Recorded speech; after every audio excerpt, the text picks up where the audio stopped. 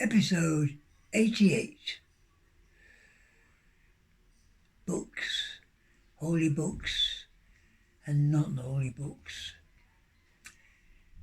Just to hark back to the monastery, it would seem natural that books that were read while during the meal would be of a spiritual nature.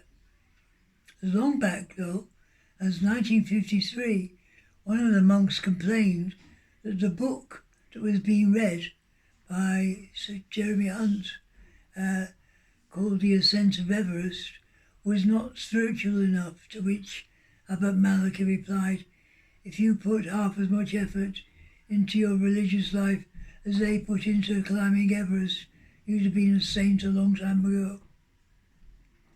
So, but although the tradition was to a large extent to have a book with some religious connotation, it was not always the case.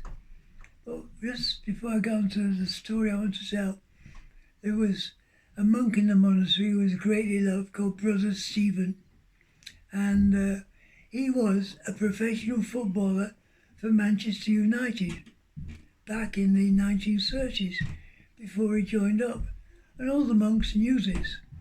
Anyway, he was telling the story of this religious person who was kept in jail, and all of a sudden he said this word, and the place went to silence, and then roared with laughter, and he didn't know what he'd done wrong. He was singing, he said, and Father Cuthbert came into his cell, and the gaoler said to him, "You're going to be here a long time." And the gaoler added, "It's not the most pleasant place to be." Anyway, after the gaoler had left, of course, it was the English spelling of jail, Gaol, but his secular background made him feel that it was a goal that was coming to him. Anyway, the story I want to tell is very simple. One of the secular books we were given to listen to was by a man called Luigi Bazzini, called The Italians. That was a real education. And he had this memorable phrase, "Once we had Romans, now all we have are Italians," which says a lot. And the most wonderful understanding of that Italian mentality is seen in a situation that he tells of a couple of friends drinking wine in a cafe in Milan, and the conversation is on the European Union.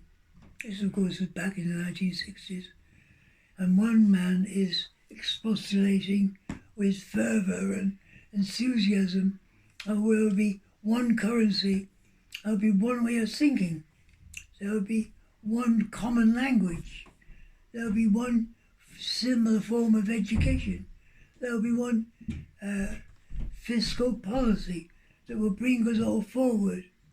And the man who's listening simply goes with his hands, "Eh." And the man's been talking, so agrees with the argument. Namely, this means it never did work in the past, it doesn't work now, it will never work in the future, so shut up. And he won the argument. Beautiful. I wonder how many of our arguments can be solved just by going, "Eh."